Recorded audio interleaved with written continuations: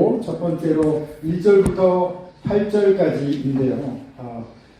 다 읽어 오셨으리라 생각하고 1, 2절을 먼저 그러면은 우리 형제님 중에 한 분 읽어주시겠습니까? 형제들아, 우리가 너희 가운데 들어간 것이 헛되지 않은 줄을 너희가 친히 아나니, 너희가 아는 바와 같이 우리가 먼저 빌립보에서 고난과 능욕을 당하였으나 우리 하나님을 힘입어 많은 싸움 중에 하나님의 복음을 너희에게 전하였노라. 네, 감사합니다. 1, 2절 읽었습니다.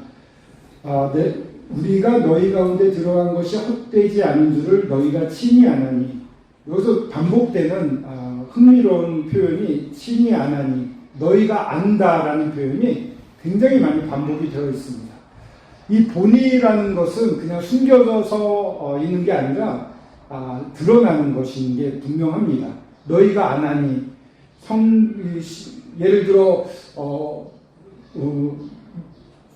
장경덕 형제님은 아시는데 서시현 형제님은 모른다고 치면은 바울이 너희가 아느니 이러면은 편지 받은 사람들이 나는 모르는데 뭐 이렇게 될 거 아닙니까?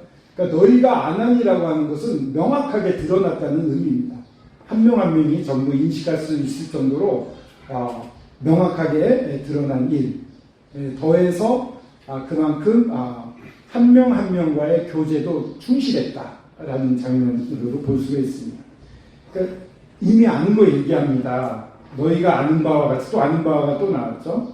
우리가 먼저 빌립보에서 고난과 능욕을 당하였으나 우리 하나님을 힘입어 많은 싸움 중에 하나님의 복음을 너희에게 전하였노라. 빌립보에서 고난과 능욕을 받았다고 그랬는데 능욕이라고 했으면 특별히 치욕, 채찍질을 염두에 두지 않았나 이렇게 생각이 듭니다. 생각해보면 바울은 로마 시민이었기 때문에 빌립보에서 채찍을 맞기 전에 나는 로마 시민이다 이러면은 채찍을 안 맞았을 겁니다. 근데 그냥 맞았어요. 그 밑에 이제 나오는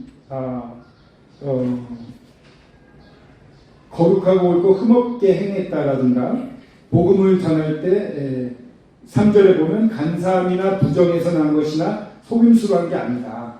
그러니까 다른 아니면 사도 7절에 나와 있는 그리스도 사도의 권위 이런 걸 사용하지 않고 순수하게 주님이 주신 마음으로 복음을 전했다는 것을 엿볼 수가 있습니다. 그러니까 채찍을 때려도 그냥 맞는 겁니다. 자기 권한을 그런데 권위를 가지고 복음을 전하려고 하지 않고 순수하게 복음으로 하나님이 주신 힘으로만 전하려고 했던 바울의 이 복음 전도에 있어서의 본을 볼 수가 있습니다. 먼저 그 능욕을 당했기 때문에 이 데살로니카에 내려왔을 때는 온몸에 멍이 들어있고 상처가 그대로 있었을 겁니다. 그것을 이제 보는 거죠. 데살로니카 사람들이. 그럼에도 불구하고 그들이 복음을 전하는데 이게 사람의 힘이 아닌 것 같은 거예요. 하나님을 힘입어 본인이 이렇게 말하고 듣는 사람들도 이거는 사람이 할 수 있는 게 아니다 이런 느낌을 받았을 겁니다. 그 가운데 역사했던 게 성령입니다. 성령이 일하실 수 있는 환경 그런 위치에 우리가 가는 게 너무나 중요하죠. 하나님을 힘입어 많은 싸움 중에 여러 또 이 유대인들이 내려와서 방해를 하고 힘든 가운데서도 여러 심적인 싸움도 있었죠. 그런 가운데도 하나님의 복음을 너희에게 전하였느라.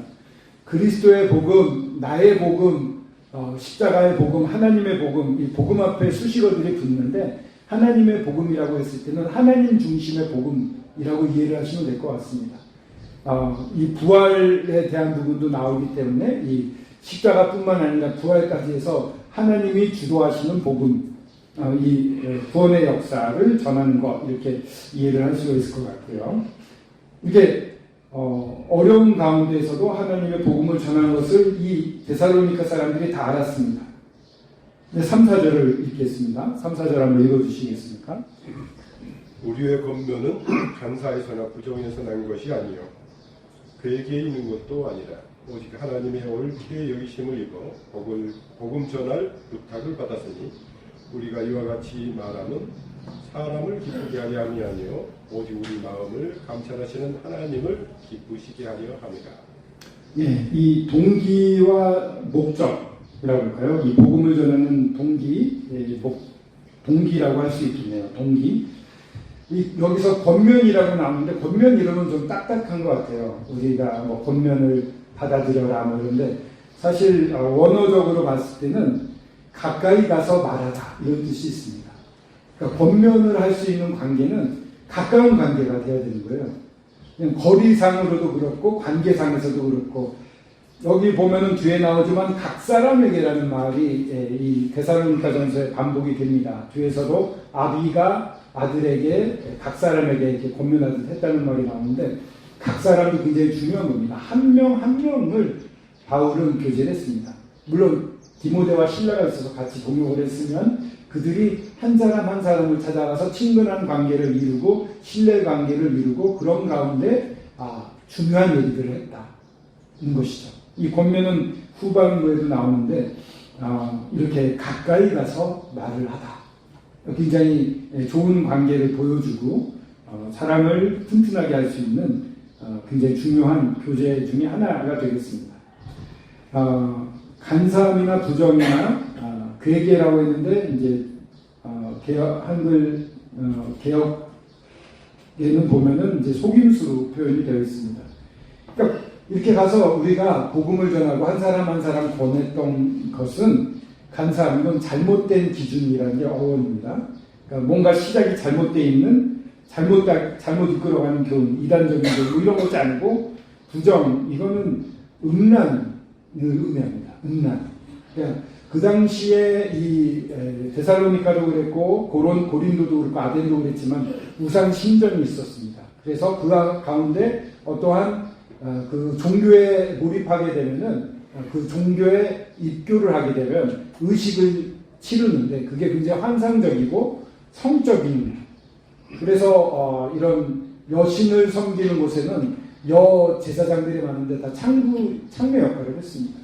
성적 결합을 통해서 우리가 하나로 된다 뭐 이런 식으로 해서 사람들을 미혹했던 것이죠. 그런 데서 나온 어원이 이제 부정이라는 어원이 됩니다. 음란한 그런 것도 아니다. 주변에서 볼 수 있는 게 아니다. 그리고 되게 너희들을 속여서 이끌려고 믿기라는 뜻도 있습니다. 뭔가 현혹시켜서 끌어온 것도 아니다. 그 당시에 거짓 술사들이 많이 배회를 하면서 마술도 보이고 새로운 어떠한 진리라고 하면서 사람들을 갖다가 속이면서 결과적으로는 금전을 착취하는 일들을 해왔거든요. 그러니까 그런 부류가 우리는 다릅니다.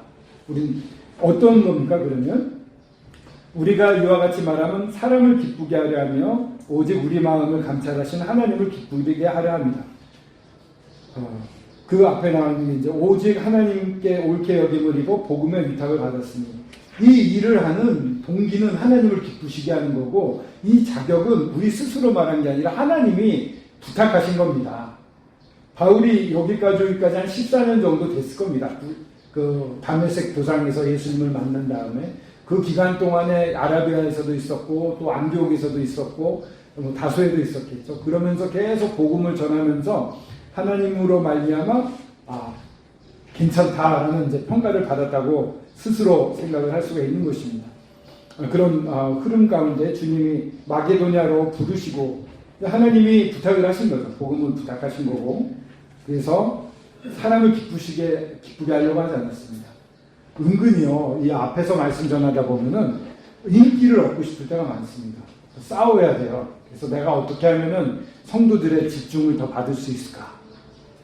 황 형제 말씀이 좋아졌어, 이런 얘기를 어떻게 들을까? 이런 게 있어요. 근데 사람을 기쁘게 하는 게 아니라 하나님을 기쁘시게 하려고 했거든요. 알아요. 제가 조금이라도 불순물이 들어가면 하나님이 아시거든요. 바울은 진정한 일꾼들은 사람이 아니라 하나님만을 기쁘시게 하고 그 동기가 어떠한 재정적인 거나 이런 잘못된 게 아니라 오직 하나님께 옳게 여기심을 받은 그런 복음만 전하는 것이다. 그 사도권에 대한 도전이 계속 있었거든요. 정말 12제자가 아닌데 사도가 맞냐? 근데 그리고 이제 유대인들이 와서 핍박을 하고 이방인들을 부추길 때 나쁜 소문을 같이 퍼뜨리는 거예요. 전 가짜다. 그렇기 때문에 이제 이와 같이 사도권을 보호하는 얘기도 하고 있습니다. 하나님을 기쁘시게 하려 합니다. 이거는 여기서 또 엿볼 수 있는 거는 하나님과의 관계입니다. 우리가 아까 1장에서도 하나님께 감사함으로 시작이 되죠. 기도가. 하나님께 감사하는 자는 언제든 마음에 하나님께 열려 있고 하나님이 주신 모든 것에 대해서 만족하고 엎드려져 있습니다. 이런 관계가 매우 중요합니다. 그래서 그런 사람은 하나님을 기쁘시게 해드리고 싶어 합니다. 그러니까 언제나 우리가 그런 위치에 있는가를 살펴볼 수 있으면 좋겠고요. 또 이제 5, 6절을 읽겠습니다. 한 분 또 읽어주시겠습니까? 너희도 알거니와 우리가 아무 때에도 아첨하는 말이나 탐심의 탈을 서지 아니한 것을 하나님이 정언하시느니라. 또한 우리는 너희에게서든지 다른 이에게서든지 사람에게서는 영광을 구하지 아니하였노라. 예, 정말 이렇게 말할 수 있으면 좋겠습니다. 여기 말하잖아요. 아무 때나 아첨하는 말이나 이 사람의 시선이 의식되면 아첨을 하게 돼 있죠. 탐심의 탈은 이게 금전적인 보수와 연결이 되어 있습니다. 자꾸 이제 부끄러운 얘기를 드리면 제가 2000년도에 일본 모임에 3개월 가 있었습니다. 가면은 가서 24개 모임을 3개월 동안 안내를 해주셔서 24개 모임을 보고 왔습니다. 그러니까 일본의 크고 작은 중요하고 또 작지만 주님 앞에 열심히 섬기는 모임들은 많이 봤죠. 그래서 가면은 토요일, 이제 수요일이나 주일날은 말씀을 부탁을 합니다. 말씀을 부탁하면 사례를 합니다. 사례가 제법 두둑해지더라고요. 그러니까 진짜 한국에 올 때 책을 엄청 많이 샀어요. 일본 책들을 주신 것으로. 그리고 너무 많이 사서 짐으로 가져오기에 비행기에 실을 수 없을 정도가 돼서 추가로 한 30만 원 가까이 더 내야 됐어요.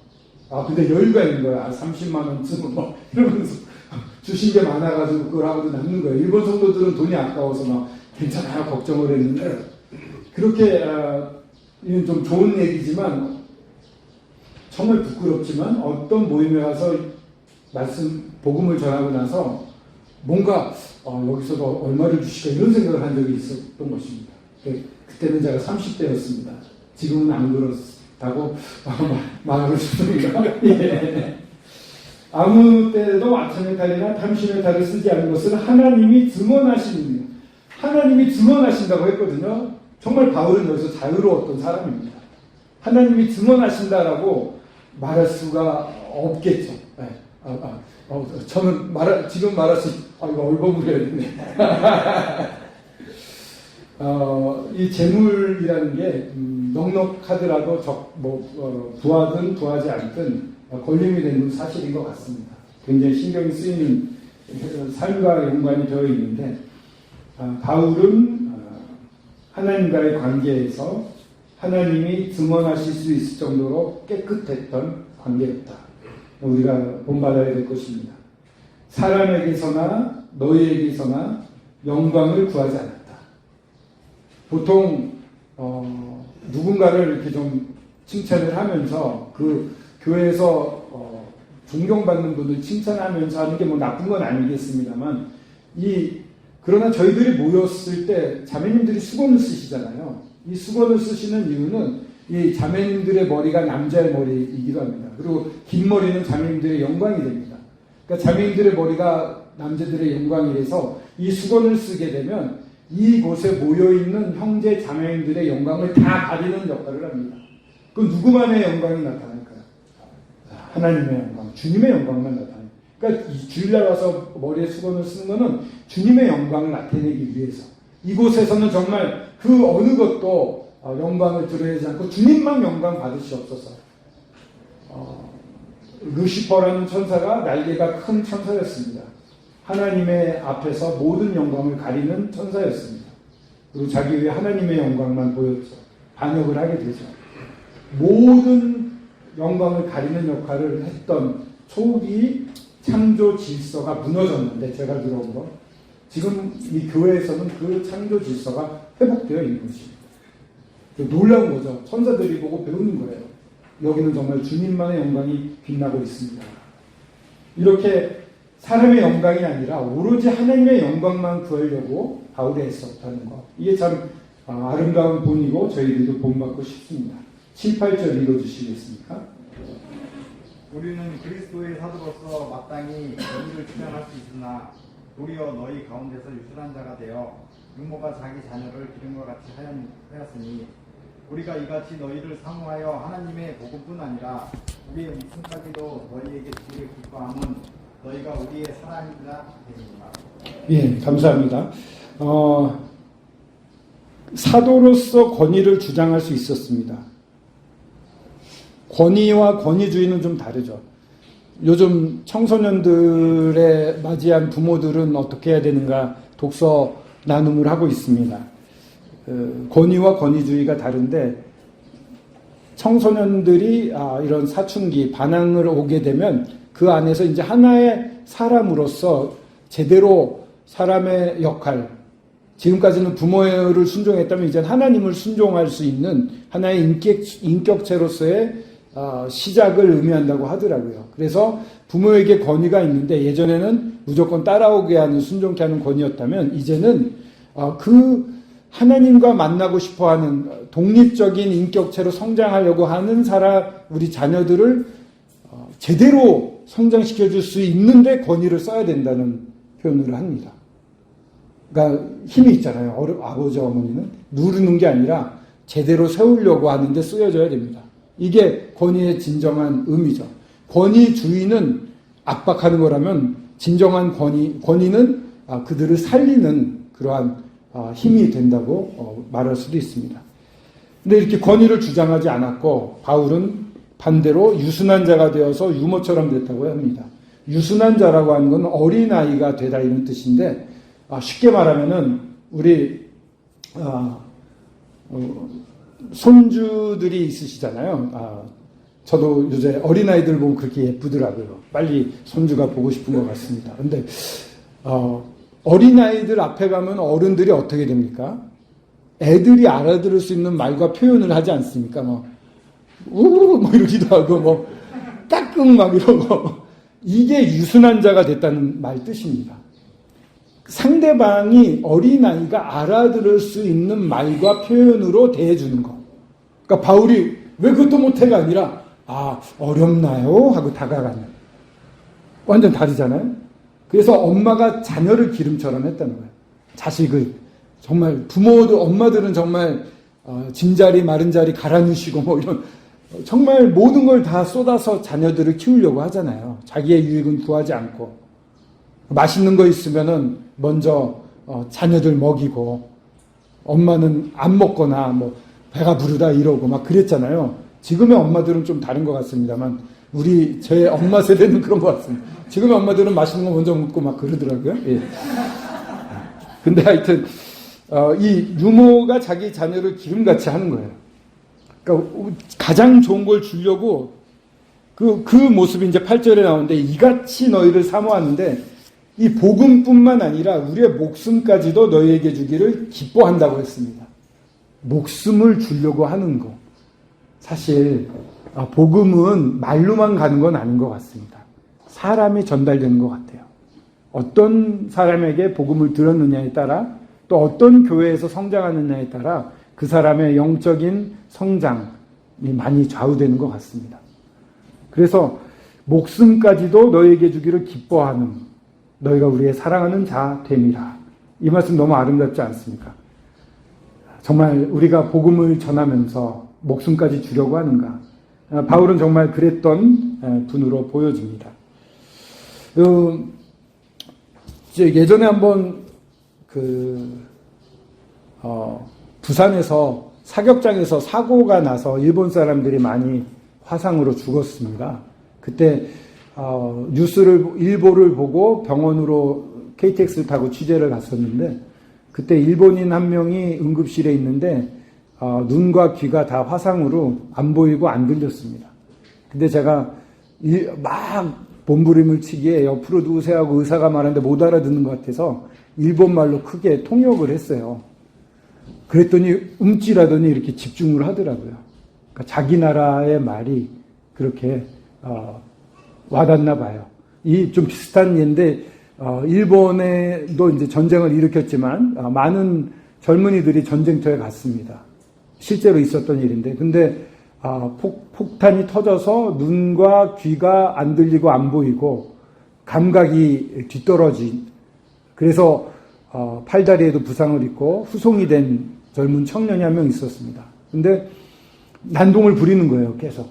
뭐 링게를 꽂으면 막 빼버리고, 간호사가 가까이 가면 물건을 이렇게 잡히는 대로 던지고.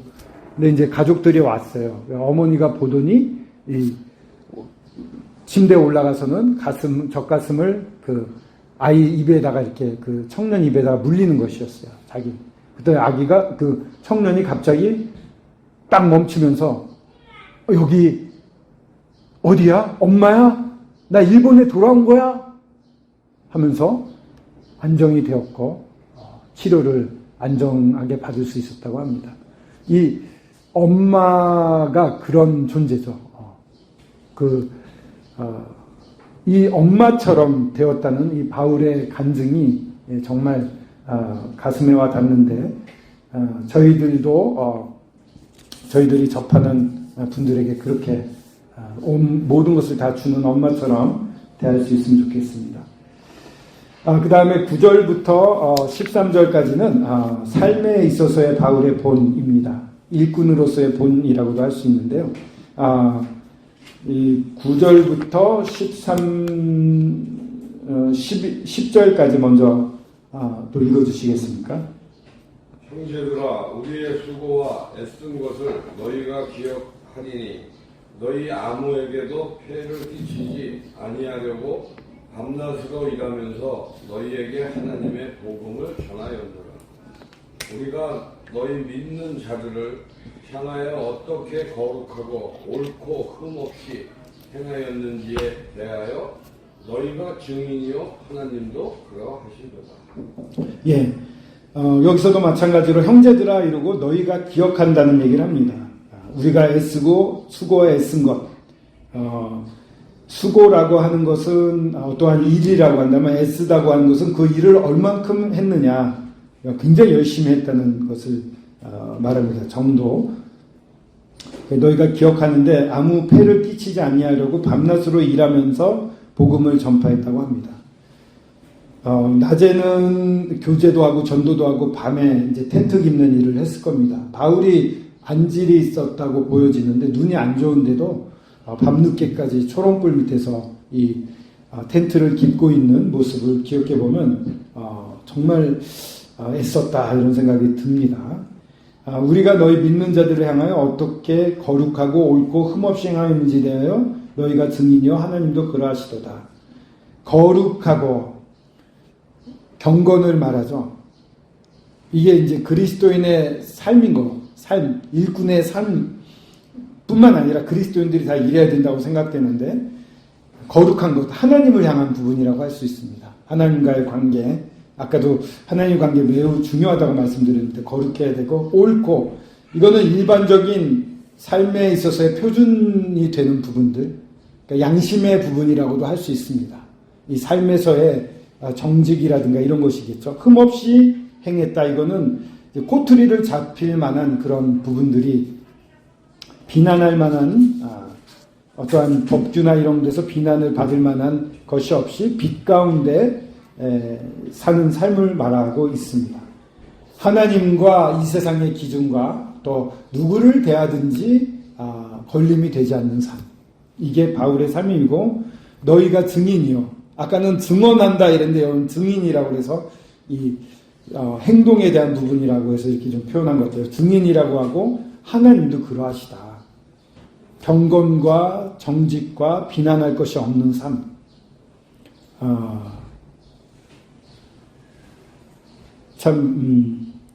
앞에는 복음 전파를 하는 그러한 본이었다고 하면 여기서는 어떻게 살았는지에 대한 본을 보고 있습니다.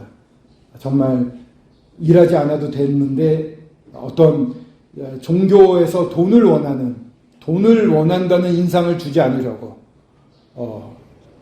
정말 스스로 일했던 모습, 조금이라도 안 좋은 영향을 미치지 않으려고 하는 이 바울의 주님 앞에서의 충성된 삶이 되겠죠. 그리고 밤낮으로 일하는데 일만 하는 게 아니라 복음도 전했던. 그리고 그 믿는 자들을 향해서 정말 경건했습니다. 옳았고 흠잡을 데가 없는 그런 삶을 살았고, 너희들이 알고 하나님도 그러하시다, 하나님도 아신다. 참 깨끗하게 살았던 것 같습니다. 저희들의 기쁨은 사실 하나님 앞에 있어서의 안정입니다. 잘못이 있으면 사실 아뢰면은 주님이 용서해 주십니다. 안아주십니다. 그렇기 때문에 주님이 이미 십자가에서 저희들의 모든 죄가를 전부 용서하셨을 뿐만 아니라 그 사건뿐만 아니라 그 사건이 나오게 된 하나님의 큰 사랑과 은혜를 맛보고 있다면 저희들의 연약은 아무것도 아닌 걸로 보여집니다. 금방 거기에 잠겨서 주님의 풍요 가운데 쉴 수가 있게 됩니다. 그럼 안정이 되죠. 실수할 수 있습니다. 그럼 나아가서 관계 회복을 하게 되면 그 커다란 은혜와 긍휼, 그 선하심, 이것을 맛보면서 쉴 수가 있게 됩니다. 그럴 때 이제 감사함이 나오고 기쁜 마음이 나오고 뭔가 할 힘이 나옵니다. 이런 모습으로 하나님도 그러하시도다. 나는 하나님 앞에서 정말 평안해 라고 말하고 있는 바울을 보게 됩니다. 너희도 아는 바와 같이 또 이제 얘기를 합니다. 11절부터 12절, 13절까지, 11, 12절 한번 읽어주시겠습니까? 너희도 아는 바와 같이 우리가 너희 각 사람에게 아버지가 자기 자녀에게 하듯 권면하고 위로하고 경계하노니 이는 너희를 부르사 자기 나라와 영광에 이르게 하시는 하나님께 합당히 행하게 하려 합니다. 예, 여기 또 나옵니다. 이 부분이 저희들한테 좀 절실한 것 같습니다. 너희도 아는 바와 같이 우리가 너희 각 사람에게 아버지가 자녀에게 하듯 권면하고 위로하고 경계했다. 우리라고 하니까 아까 말한 대로 바울과 실라와 디모데, 이 주된 사람들이겠죠. 각 사람에게 갔다는 겁니다. 한 사람 한 사람과 교제를 했다는 것. 이거 너무 중요한 것 같습니다. 서로 일꾼들도 그랬지만 서로도 그래야 되겠죠. 각 사람에게 한 사람 한 사람을 주님이 사실 만나시고 대하시잖아요. 그렇기 때문에 이렇게 뭉뚱그려서 할 수 없는 것 같습니다. 한 사람 한 사람과 교제하는 게 매우 중요합니다. 아버지가 자기 자녀에게 하듯 엄격한 아버지, 일방적인 권위주의적인 아버지가 있지만 아까 말씀드린 대로 아버지가 가진 권위를 가지고 아들을 세우려는 아버지들은 굉장히 인자하고 기다려주고 예기상대가 됩니다. 그런 아버지처럼 권면하고 위로하고 경계를 시켰습니다. 권면이라는 것은 아까 말한 것처럼 가까이 가서 이야기를 하는 것입니다. 권하는 것이겠죠. 이렇게 하면 어때? 그러면서 반드시 따라오는 게 위로입니다. 격려가 필요합니다. 많은 경우에 생나무를 태우면은, 우리 서시환 선생님 잘 아시겠죠? 이렇게 나무를 하자마자 그 생나무, 아직 마르지 않는 나무를 태우면 연기가 많이 나거든요. 눈이 맵죠. 그럼 보통 빼버릴 수가 있습니다. 근데 그냥 냅두면은 마르고 나중엔 잘 탑니다. 그러니까 초신자라든가, 어린 사람들이라든가, 모임에 처음 더해진 분들은 좀 우리의 눈을 아프게 합니다. 어린 사람들은. 근데 기다려주면 잘 탈 때가 옵니다. 그렇게, 괜찮아. 열심히 해. 위로와 격려가 사람들을 잘하게 합니다. 그리고 경계라는 것은 증인이라는 말에서 어원이 나왔는데, 그러니까 엄하게 경계시키는 것도 있습니다만, 사실 바울이 자기가 본을 보였잖아요. 증인, 이렇게 살면 되는 거야. 어때? 이건 이렇게 하면은 요건 좀 요런 식으로 하고 그건 아닌 것 같아. 내가 산 2, 3대로 살아. 이렇게만 권할 수 있다면 상대방이 이해하기 편할 겁니다. 저렇게 살면 되는구나. 이걸 벗어나는 건 아니야. 이런 식의 경계라고 표현할 수가 있을 것 같습니다. 엄격하게 명한다는 뜻도 있습니다만은 이걸 좀 더 부드럽게 아버지의 마음으로 본다면은 이렇게 살면 돼라고 본을 보여주고, 도제 형식이 그렇잖아요. 이 오랫동안 스승이 하는 걸 다 보게 하고 실수도 하게 하고 그러면서 하나하나 가르쳐주는, 그렇게 해서 완성시켜가는 게 도제 형식이라고 그러는데 그거랑 비슷한 경우가 될 수 있다고 생각합니다. 이렇게 보여주고 그런 가운데 고쳐가게끔 하는 그러한 것을 했고요. 그 이유는 뭐냐면 이는 너희를 부르사, 주님이 부르셨습니다. 이 부르사는 진행적인 부르사래요. 계속 부르고 계시다는 거예요. 그러니까 한 번으로 끝난 게 아니라 우리가 완전한 주님의 장성한 분양에 갈 때까지 주님이 계속 부르신다고 생각하면 좋을 것 같아요. 자기 나라와 영광에 이르게 하시는 하나님께 합당히 행하게 하려 합니다. 합당히 행하게 하려 합니다도 반복을 의미하는 말이 있습니다. 그러니까 한 번이 아니라 계속 그렇게 행하게끔 하려고 합니다. 어떤 건가요?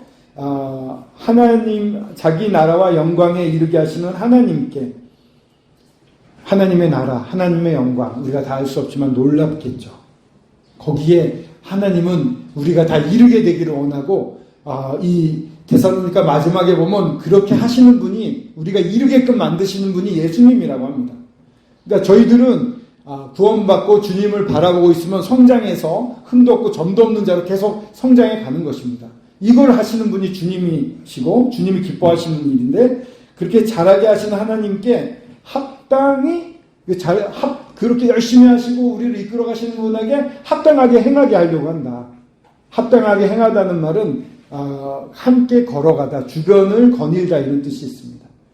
그러니까 그 하나님 곁에 서서 가까이 가서 하나님이 원하시는 대로 같이 걸어가는, 그렇게 하기를 원한다는 것입니다. 그래서 우리를 부르고 계시고 그렇게 계속 하나님의 옆에서 계속 걸어갈 수 있게끔, 계속 걸어가게끔 하고 싶어 하시는 그런 목적으로 권면하고 위로하고 경계한다는 것입니다. 그러니까 이 부분을 이렇게 읽으면 좀 이해하기가 쉬운데, 너희도 아는 바와 같이, 11, 12절 다시 한번 읽어볼게요. 너희가 아는 바와 같이 우리가 너희 각 사람에게 너희를 부르사 자기 나라와 영광에 이르게 하시는 하나님께 합당히 행하게 하려고 아비가 자녀에게 하듯 권면하고 위로하고 경계한다.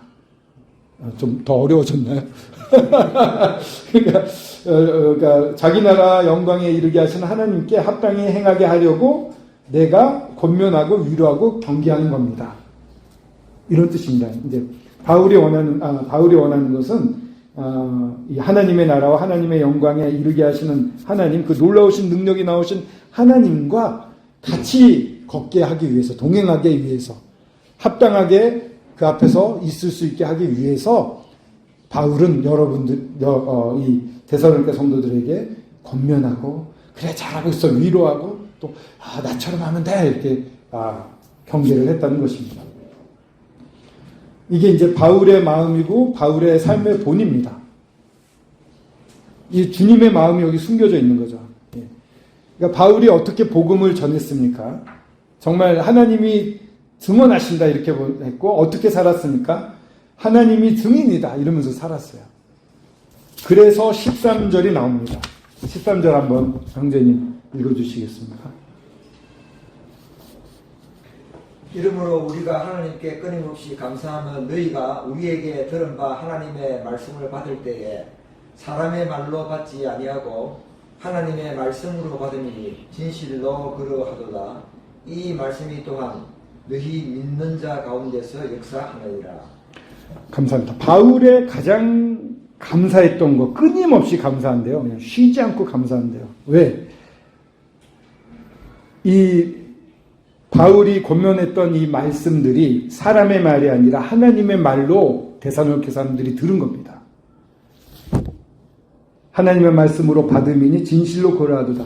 사실도 그렇다 이런 겁니다. 내가 전한 건 하나님의 말씀이고, 왜요? 하나님의 뜻대로만 정했고, 하나님 옳게 여겼던 거 전했고, 또 하나님의 모습을 그대로 드러내면서 전했습니다. 본을 보이면서 전했는데, 그렇기 때문에 그들은 이것을 하나님의 말씀으로 받았습니다. 내가 진실로 그러하도다. 사실 전한 말씀은 하나님의 말씀이다, 이런 뜻이고요. 그리고 놀라운 게 이 말씀이 또한 너희 믿는 자 가운데서 역사하느니라. 역사라고 하는 것은, 역사하느니라 다른 말로 하면 효력이 발생해요, 작동이 되더라, 이런 뜻입니다. 하나님의 말씀을 하나님의 말씀으로 받게 되는 것, 그 사람의 복음도 중요하고 그분의 삶이 있습니다. 결국은 교회는 본으로 자라난다고 말할 수가 있습니다. 예수 그리스도를 본받은 바울을 본받은 성도들, 데살로니가 성도들, 이 데살로니가 성도들을 본받은 마게도냐에 있는 많은 교회들, 아가야에 있는 교회들, 그렇게 본으로 자라나고 있습니다. 굉장히 끊임없이 감사한다고 바울이 너무 기뻐하고 있습니다. 그래서 전에도 한번 말씀드렸은 것 같은데 존 레녹스라는 형제님이 전에 말씀드렸나요? 그 인도네시아의 그 국제 수양에 와서 요한계시록을 말씀을 전하면서 거기에 보면 7 촛대와 7 별이 나오잖아요. 그 별을 하면서 스타 영어로 막 이렇게 하셨는데 여러분들 교회의 스타입니까? 딱 이러는 거예요. 여러분들은 여러분들 교회 본이 되고 계십니까? 젊은 사람들이나 다른 성도들이 나 저렇게 살고 싶어 라고 본받고 싶어 하는 사람입니까? 라고 도전을 하셨어요. 어떻습니까, 여러분? Are you star? Yes, of course. 예, 물론입니다. 이렇게 답할 수 있는 저희들이 되면 좋겠습니다. 예, 가능하고 그렇게 하시는 분이 주님이시기 때문에 됩니다. 믿고 있습니다. 자, 14절부터 16절 한번 읽어주시겠습니까?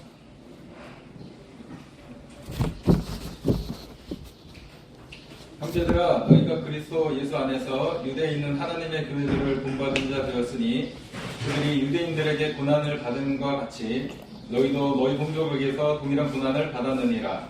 유대인은 주 예수와 선지자들을 죽이고 우리를 쫓아내고 하나님을 기쁘시게 하지 아니하고 모든 사람에게 대적이 되어 우리가 이방인에게 말하여 구원받게 함을 그들이 금하여 자기 죄를 항상 채우매 노하심이 끝까지 그들에게 임하였느니라. 네, 감사합니다. 형제들아 또 이렇게 부릅니다. 이 데살로니가 교회에 이미 고난이 왔습니다. 핍박이 생겼습니다. 유대인들이 와서 이방인들을 유대인들이 유대에서 예루살렘 교회를 핍박했습니다. 시기심 때문에 그렇습니다. 우리가 정통인데 우리가 진짜인데 너희들이 뭐야? 많은 사람들이 가는 거 못 봅니다. 이 시기심이 사람이 가진 이 안 좋은 것 중에 안 좋은 감정 중에 제일 무서운 것 같습니다. 결국 시기심으로 사람도 죽이고 하게 됩니다. 근데 그 시기심을 가졌던 유대인들이 결국 데살로니카까지 영향을 미쳤고 또 데살로니카에 와서 유대인들이 그 이방인들, 그 데살로니카인들과 동족인 사람들을 또 꿰었고 그들에게 시기심을 일으키게 해서 동일하게 이 데살로니가 교회를 핍박을 하게 됩니다. 저희 모임도 그렇습니다. 정통이라고 불리우는데 오랫동안 핍박을 받아왔습니다. 오른팔같이 열심히 던 사람이 갑자기 빠져나가더니 자기한테 목사님 구원 받으셨어요? 이러니까 너무 놀라운 거겠죠. 그런 충격적인 일들도 있었겠지만 이 시기심이라는 것은 물론 지금은 많이 달라졌습니다. 모든 게 다 시기심 때문은 아니겠습니다만은 시기심은 무섭습니다. 이 시대에 이 데살로니가 교회를 괴롭히던 동족들은 이런 시기심이 바탕이 되었다고 볼 수가 있습니다. 유대에 있는 교회들이 어려웠지만 똑같은 어려움을 당하고 유대의 교회처럼 여러분들은 잘 견디고 있습니다. 라고 얘기를 하고 있습니다. 그러면서 노하심이 끝까지 그들에게 임하였느니라 라고 이미 과거형으로 썼습니다만 구약의 성경에 보면 앞으로 올 징벌, 징계들을 이렇게 과거형으로 쓰는 경우들이 있습니다. 그래 여기서도 이렇게 과거형으로 썼지만 이 노하심이 그들에게 임하고 있다. 숯불을 쌓고 있다라는 표현이 있는데 그렇게 쌓여지고 있는 것입니다. 이 노하심이라고 말하는 말은 여기서는 7년 대환란을 의미한다고 볼 수가 있습니다. 7년 대환란은 필요합니다. 이 세상을 보면은 너무나 끔찍한 일들이 많아요. 심판받아야 될 분들이 많습니다. 어제도 일본에서 시의원 아들이 지나가는 여인을 칼로 찌르고 온 경찰을 얼굴에다 대고 가까이서 엽총으로 2명을 2발 쏴서 즉사시켰습니다. 그런 이해할 수 없는 일들이 많이 일어나죠. 한국에서도 일어나고 있고 뭐 끔찍한 일들이 너무 많습니다. 그들은 회개하려고 하지 않고 그런 세상, 악한 세상에 대해서는 심판이 반드시 필요합니다. 더욱이 제대로 된 하나님을 알려주고 제대로 된 것을 가르쳐 줬음에도 불구하고 대적하고 악마적으로 반대하는 존재들이 있습니다. 심판의 날이 반드시 임한다는 것이 어떻게 보면 저희들한테 위로도 되고 또 좀 안타까움으로 그들을 향한 사랑으로도 바뀔 수가 있는 것 같습니다. 동정을 하게 되는데요. 이 노하심이 그들에게 끝까지 임하였다. 7년 대환란이 오면 그들은 정말 전후후무한 환란 속에서 괴로움을 당하게 될 것입니다. 그리고 그런데 그런 가운데 이들은 소망을 가지고 주님을 잘 섬기고 있었다는 그런 칭찬이 되겠습니다. 본이 되는 교회 17절에서 20절이 마지막입니다. 그리스도의 인의 열매라고 표현할 수 있을 것 같은데요. 한번 읽어주시겠습니까? 형제들아, 우리가 잠시 너희를 떠나는 것은 얼굴이요 마음은 아니니 너희 얼굴 보기를 열정으로 더욱 힘썼노라. 그러므로 나 바울은 한 번, 두 번 너희에게 가고자 하였으나 사단이 우리를 막았도다. 우리의 소망이나 기쁨이나 자랑의 면류관이 무엇이냐? 그의 강림하실 때 우리 주 예수 앞에 너희가 아니냐? 너희는 우리의 영광이요 기쁨이니라. 네, 감사합니다. 이렇게 17절에 떠난 건 얼굴이지 마음이 아니다. 정말 너희 보고 싶다 라고 느끼시는 분들이 있습니까? 성도들 중에.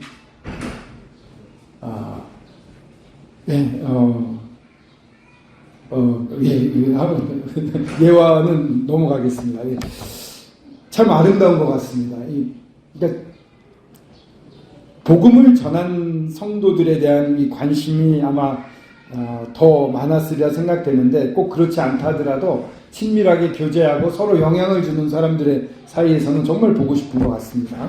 이 바울의 마음. 그런데 신기한 게 18절에 그러므로 나 바울은 한두 번 너에게 가고자 하였으나 사탄이 우리를 막았도다. 사탄이 개입을 해요. 하나님이 계시는데 왜 사탄이 일을 할까? 근데 하나님은 사탄을 들어 써서 더 완벽한 걸 이루시는 분이시라는 것을 우리가 알 수 있으면 좋겠습니다. 사탄이 이때 바울을 가지 못하게 막았잖아요. 쉽게 말하면 이렇게 말할 수 있을 것 같아요. 만약에 바울이 편하게 데살로니카에 갔다면은 데살로니카서를 안 썼을 겁니다. 그럼 이 초대교회의 뜨거운 모습을 우리는 몰랐을 겁니다. 그리고 오늘 이 오후 성경 공부도 없었을 것입니다. 별로 이렇게 반응이. 사탄이 우리를 괴롭힐 수 있습니다만 더 좋은 열매들을 맺게 하는 경우들이 많습니다. 그리고 우리의 소망이나 기쁨이나 자랑의 면류관이 무엇이냐? 그가 강림하실 때 우리 주 앞에 너희가 아니냐? 너희는 우리의 영광이요 기쁨이니라. 그리스도의 심판대, 주님이 오시면 우리는 그리스도의 심판대에 서게 됩니다. 그때 가장 큰 상급, 금은 보석으로 주님의 뜻을 따라 주님을 순종해서 했던 것은 금은 보석으로 남지만 내 생각으로 하고 내 의지로 했던 것은 지푸라기 나뭇잎처럼 다 타버린다. 이건 우리가 배웠습니다. 근데 금은 보석으로 남는 것들 중에 여기서 바울은 이 성도들이 나의 영광과 기쁨이다 이렇게 말을 합니다. 그러면은 듣기에 따라서는 어떤 분들은 좀 마음이 좀 이렇게 삐딱하신 분들은 야 바울 되게 교만하다 자랑하고 있네. 봐요 저 사람들 내가 구원한 거예요 이렇게 말하고 있는 거 아니야? 이런 게 아니고 원 뜻은 정말 이 성도들 내가 사랑하는 자들이 반짝반짝 빛나는 정말 영광 가운데 흠도 없고 점도 없고 하나님께 막 칭찬받는 그런 상태로 나타나는 것이 바울의 가장 큰 기쁨이라는 겁니다. 어떤 손해를 입고 어떤 아픔이 있고 어떤 능욕을 당하더라도 난 상관없습니다. 그런 모습만 보면 됩니다. 바울의 마음이었습니다. 이런 열매를 저희들도 얻었으면 좋겠습니다. 내가 사랑하는 형제 자매님들을 위해서 정말 주님 앞에서 크게 칭찬받고 제가 책망받는다 하더라도 그분이 칭찬받는다면 형제 자매님들이 칭찬받는다면 전 그것으로 만족합니다 라고 말할 수 있는 저희들이 될 수 있으면 좋겠습니다. 네, 이상으로 마치도록 하겠습니다. 감사합니다.